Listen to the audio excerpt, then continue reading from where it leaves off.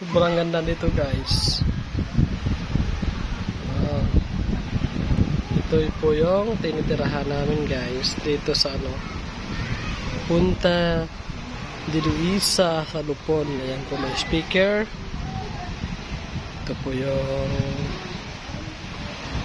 po yung dagat. Tapos dito. Ayan. Dito yun. Ito po yung bahay na mga idol dito. See? Oh! Ay, wait lang. Ayan.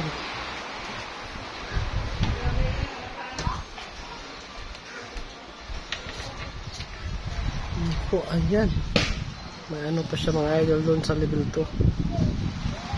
Kabilaan na to, kabilaan.